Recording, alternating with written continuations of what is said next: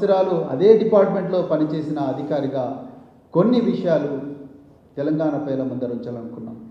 మొట్టమొదటి, ఈ ట్యాపింగ్ అనేది నేరం కాదు అనేది తెలంగాణ ప్రజలందరూ కూడా గుర్తించాలి. ఈ ట్యాపింగ్ అనేది చట్టబద్ధమే అని చెప్పి స్వాతంత్రం రాకమునుపే 1885 సంవత్సరంలోనే ఆనాటి బ్రిటిష్ పాలకులు ఈ ట్యాపింగ్ కోసం ఒక చట్టం రూపొందించారు.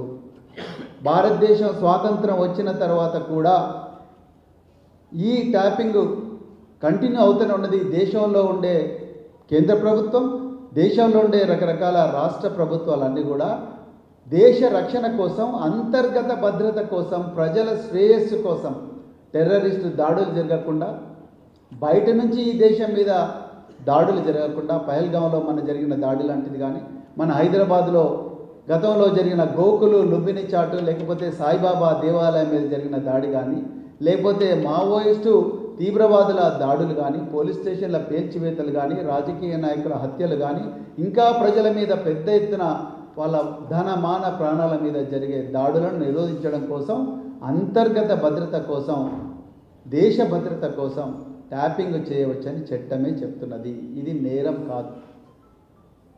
ఆనాడు భారత ప్రధానమంత్రి గౌరవ మన్మోహన్ సింగ్ గారు పార్లమెంటు వేదికగా వారే చెప్పారు, ఈ ట్యాపింగ్ నేరం కాదు, దేశ రక్షణ కోసం ట్యాపింగ్ చేయవచ్చు అని వారు చెప్పారు.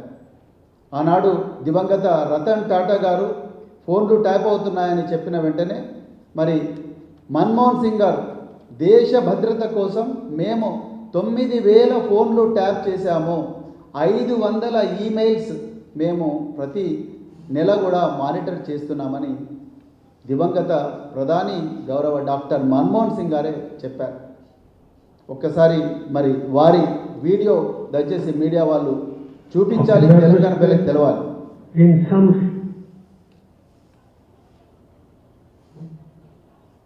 I am aware of the nervous stress in some of the corporate sector arising out of the power.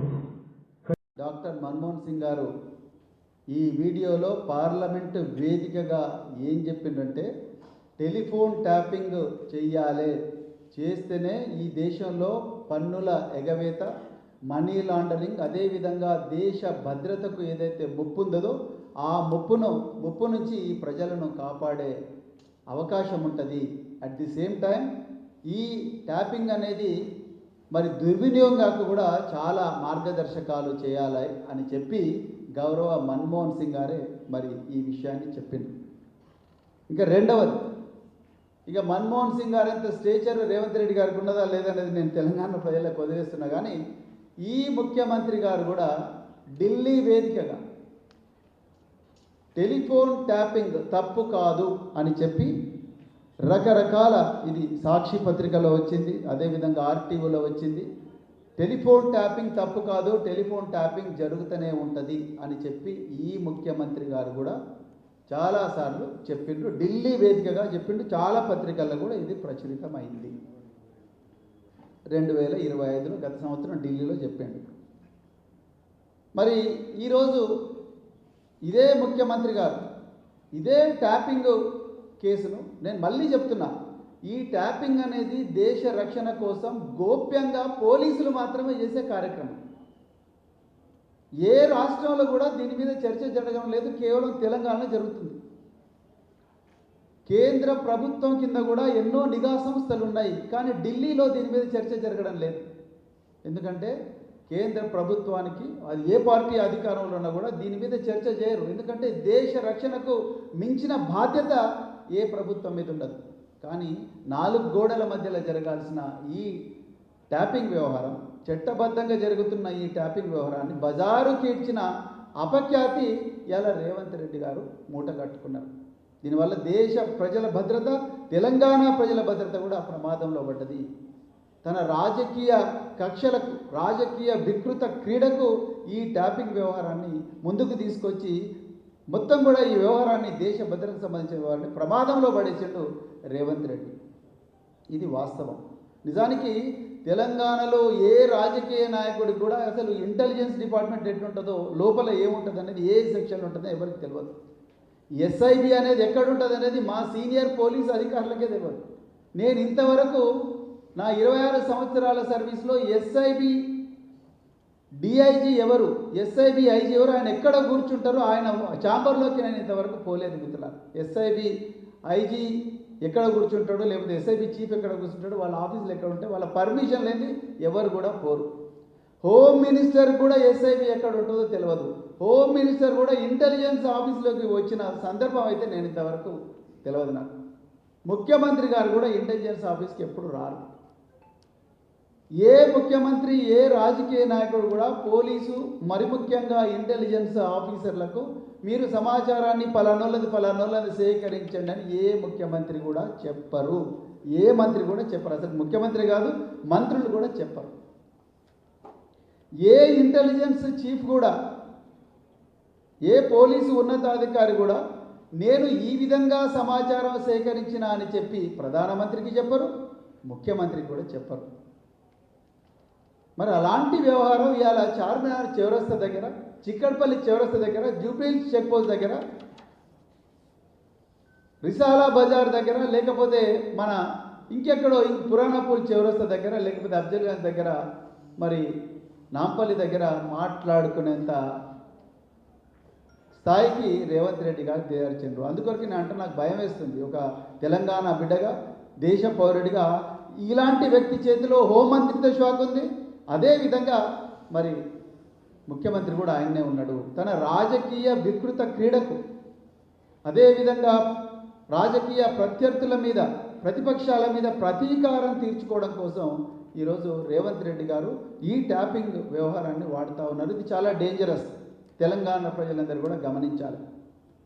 ఎందుకంటే తెలంగాణ ప్రజల్లో వాళ్ళ రక్షణను చూడాల్సిన పోలీసులు ఇలా రేవంత్ రెడ్డి గారి రాజకీయ వికృత క్రీడకు పావులుగా మారి కొంతమంది కావాలని ఆయనతో చేతులు కలిపి వాళ్ళ పోస్టింగ్ల కోసం ఆయన ఏం చేయమంటే అది చేస్తున్నారు.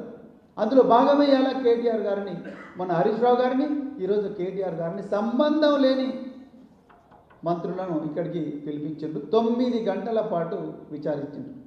హరీష్ రావు గారు హెల్త్ మినిస్టర్గా పనిచేశారు, నీటిపారుదల శాఖ మంత్రిగా పనిచేశారు, అదేవిధంగా మార్కెటింగ్ శాఖ మంత్రిగా పనిచేశారు, ఫైనాన్స్ మినిస్టర్గా పనిచేశారు. కేటీఆర్ గారు మున్సిపల్ అభివృద్ధి శాఖ, పంచాయతీరాజ్ శాఖ, రూరల్ డెవలప్మెంట్ శాఖ, ఐటీ శాఖ, పరిశ్రమల శాఖ మంత్రిగా పనిచేశారు. అసలు వాళ్ళకు పోలీసులతో ఏం సంబంధం ఉంటుంది? ఎట్లా సంబంధం ఉంటుంది? ముఖ్యమంత్రికే తెలియదు ఈ విషయం, మిగతా మంత్రులకు ఎట్లా తెలుస్తుంది? సంబంధం లేని విషయంలో కావాలని వీళ్ళందరినీ నివేదించాలి. ఎందుకంటే వీళ్ళు కాంగ్రెస్ పార్టీ బహిరంగంగా విచ్చలవిడిగా తుపాకులు పెట్టి ఏ దోపిడీ అయితే చేస్తూ ఉన్నారో, గెస్ట్ హౌస్లలో దందాలు చేస్తూ ఉన్నారో, కోల్ బ్లాక్ల దోపిడీ చేస్తూ ఉన్నారో, ప్రజలను ఘోరంగా మోసం చేస్తూ ఉన్నారో, హింసిస్తున్నారో, వాటిని ఎలాంటి ప్రాణ ప్రమాదం ఉన్నా కూడా దాన్ని సైతం లెక్క చేయకుండా ఎలా దానికి వ్యతిరేకంగా పోరాడుతున్నారు. కాబట్టి వాళ్ళ గొంతు నొక్కాలనే కుట్రలో భాగంగానే రేవంత్ రెడ్డి గారు, సీనియర్ నాయకులు వీళ్ళందరినీ కూడా వేధిస్తున్నారు. ఇంకా రెండో విషయం, చాలా ముఖ్యమైన విషయం తెలంగాణ ప్రజలు గమనించాలి. ఈరోజు గతంలో 2024 సంవత్సరంలో మార్చ్ మళ్ళీ చెప్తున్నారు పోలీసులు, మన సజ్జనార్ గారు కూడా ట్వీట్ చేశారు, 243/2024 పంజాగుట్ట పోలీస్ స్టేషన్ ట్యాపింగ్ వ్యవహారానికి సంబంధించిన కేసు. ఈ ట్యాపింగ్ వ్యవహారానికి సంబంధించి ఒక సిట్ వేసింది. ఆ సిట్టే చట్ట వ్యతిరేకమైన సిట్టు. ఆ సిట్టుకు ఏసీపీ జూబ్లీహిల్స్ను పెట్టింది. ఆనాడు ఒక డీసీపీ సిట్టుగా ఫామ్ చేసింది. ఆ డీసీపీ ఏసీపీని సిట్ చీఫ్గా పెట్టిండ్రు. అదే చట్ట వ్యతిరేకం. ఆ సిట్టుని పెట్టి 350 మంది సాక్షులను విచారించినా కూడా ఎవ్వరు కూడా హరీష్ రావు గారి పేరు కానీ, కేటీఆర్ గారి పేరు కానీ, లేకపోతే ముఖ్యమంత్రి గారి పేరు కానీ, నాటి ముఖ్యమంత్రి గారి పేరు చెప్పలేదు. ఏ రాజకీయ నాయకుడి పేరు కూడా చెప్పలేదు. వాళ్ళను 350 మందిని విచారించారు. కొంతమందిని అయితే కానిస్టేబుల్ని కొట్టినట్టు కూడా ఆరోపణలు వస్తున్నాయి కస్టడీలో. పోలీస్ శాఖ కానిస్టేబుల్లను, కొంతమంది హోంగార్డులను, డ్రైవర్లను కూడా బలప్రయోగం చేసి వాళ్ళతోని చేయని నేరాన్ని ఒప్పించినట్టుగా కూడా మరి ఆరోపణలు వచ్చినాయి. సో 350 మంది సాక్షులను విచారించిన తర్వాత కూడా ఎవరి పేరు రాకపోతే మళ్ళీ రేవంత్ రెడ్డి ఆయనే హోంమంత్రి, ఆయనే ముఖ్యమంత్రి కాబట్టి ఇప్పుడు హైదరాబాద్ పోలీస్ కమిషనర్గా ఉన్న సజ్జనార్ గారిని ఆయన సిట్ చీఫ్గా పెడుతూ మిగతా ఒక 5-6 మంది ఐపీఎస్ ఆఫీసర్లను ఇంకో 5-6 మంది అడిషనల్ డీసీపీలను కొంతమంది ఇన్స్పెక్టర్లు పెట్టి కొత్తగా సిట్ ఫామ్ చేసిండు. 2 సంవత్సరాలు 350 మంది సాక్షులను గంటల తరబడి రోజుల తరబడి విచారించిన మీకు మా సీనియర్ నాయకుల పేర్లు వాళ్ళు చెప్పలేదు. అంటే మాకు టెలిఫోన్ ట్యాపింగ్తో సంబంధం లేదు. పోలీసులకు పొలిటీషియన్కు సంబంధం ఉండదు. ఇది సిట్టులో ఉండే అధికారులకు కూడా తెలుసు. ఈ సజ్జనార్ గారికి కూడా తెలుసు. ఇప్పుడున్న డీజీపీ శివధర్ రెడ్డి గారికి కూడా తెలుసు. ఇక రెండో విషయం, ఇప్పుడున్న సిట్ చీఫ్ సజ్జనార్ గారు, హైదరాబాద్ పోలీస్ కమిషనర్ కూడా సజ్జనార్ గారు, ఇప్పుడు ఆయన సిట్కు చీఫ్గా ఉన్నాడు. ఇప్పుడు రెండోసారి ఏర్పాటు చేసిన సిట్, పొలిటీషియన్లను వేధించడం కోసం ఏర్పాటు చేసిన సిట్ ఏదైతే ఉందో ఆ సిట్కి ఆయన చీఫ్గా ఉన్నారు. నేను ఏమంటున్నా అంటే సజ్జనార్ గారికి ఈ సిట్ను లీడ్ చేసి ఈ ట్యాపింగ్ వ్యవహారాన్ని విచారించే నైతిక అర్హత ఆయనకు లేదు. ఆయన ఎలిజిబుల్ కాదు. ఎందుకు? ఇదే సజ్జనార్ గారు 2015లో ఇదే ప్రస్తుత ముఖ్యమంత్రి రేవంత్ రెడ్డి గారు టీడీపీ ఎమ్మెల్యేగా ఉన్నారు. మరి ఆనాడు ఎమ్మెల్సీ ఎవరైతే స్టీవెన్సన్ ఉన్నాడో స్టీవెన్సన్కు 50 లక్షల నోట్ల కట్టలు ఇచ్చి ఓటు కొనుక్కోవడానికి, ఎమ్మెల్సీ వేం నరేందర్ రెడ్డి ఎమ్మెల్సీ కోసం ఓట్లు కొనుక్కోవడానికి లంచం ఇస్తున్న కేసులో పట్టుబడ్డాడు. ఆనాడు డిఐజీ ఎస్ఐబిగా సజ్జనార్ గారు ఉన్నారు. ఇంటెలిజెన్స్ చీఫ్గా ఇప్పుడున్న డీజీపీ శివధర్ రెడ్డి గారు ఉన్నారు. వాళ్ళకి తెలియదా ఇవన్నీ ఎట్లా జరుగుతాయో? వీళ్ళందరూ రేవంత్ రెడ్డి ఆ లంచం ఇస్తున్న సమాచారం ఏ విధంగా సేకరించిందో వాళ్ళకి తెలియదా? ఈ ఆఫీసర్ల మీద ఆంధ్రప్రదేశ్లో కేసులు ఉన్నాయి. ఆనాడు ఆంధ్రప్రదేశ్లో చాలామంది రాజకీయ నాయకులు వీళ్ళ మీద, ఈ సజ్జనార్ గారి మీద, ఇంకా మిగతా ఇంటెలిజెన్స్ ఆఫీసర్ల మీద Bhavanipuram police station, Guntur police station, Kurnool police station, Alipiri police station, అదేవిధంగా Visakhapatnam police station, Payakarao police స్టేషన్లో ఇన్ని పోలీస్ స్టేషన్లలో వీళ్ళు మా ఫోన్ను ట్యాప్ చేసిండ్రని చెప్పి ఆనాడు ఇంటెలిజెన్స్లో ఉన్న అధికారుల మీద పోలీస్ కేసులు అయినాయి. ఆనాడు ఇంటెలిజెన్స్ ఉన్నది ఎవరు? సజ్జనార్ గారు, శివధర్ రెడ్డి గారు. ఇప్పుడు ఆయన సజ్జనార్ గారు కమిషనర్ ఆఫ్ పోలీస్ అయినారు, శివధర్ రెడ్డి గారు డీజీపీ అయినారు. మీరు ఏ అర్హతతోని ఈరోజు ఈ ట్యాపింగ్ కేసు మీరు ఇన్వెస్టిగేట్ చేస్తున్నారు? తెలంగాణ ప్రజలు గమనించాలి. వీళ్ళకి తెలుసు ట్యాపింగ్లు ఎందుకు చేస్తారో తెలుసు, ఏ చట్ట ప్రకారం చేస్తారో తెలుసు, ఎవరిని పట్టుకోవడానికో చేస్తారో తెలుసు. అయినా కూడా వీళ్ళే కేసులు ఎదుర్కొంటున్నారు. వీళ్ళు ట్యాపింగ్లు చేసినారు. వీళ్ళు వచ్చి తెలంగాణలో మళ్ళీ ట్యాపింగ్ కేసు ఎట్లా ఇన్వెస్టిగేట్ చేస్తారు? ఒక్కసారి ఆలోచించాలి.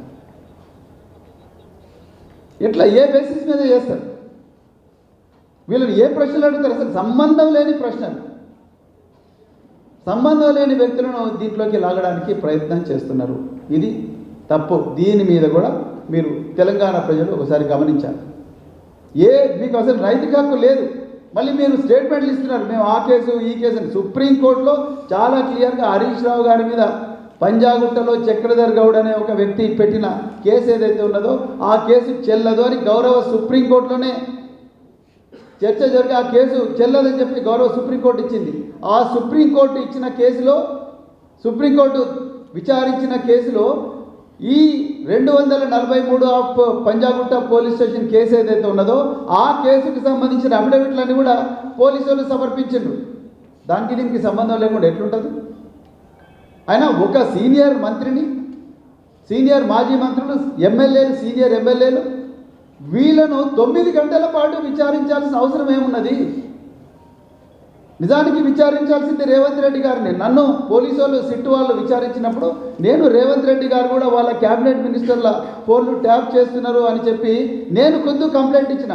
మరి రేవంత్ రెడ్డి గారిని విచారించాలి కదా, కోమటిరెడ్డి వెంకటరెడ్డిని విచారించాలి కదా, పొగిరెడ్డి శ్రీనివాసరెడ్డిని విచారించాలి కదా, ఉత్తమ్ కుమార్ రెడ్డిని విచారించాలి కదా, ఈడీ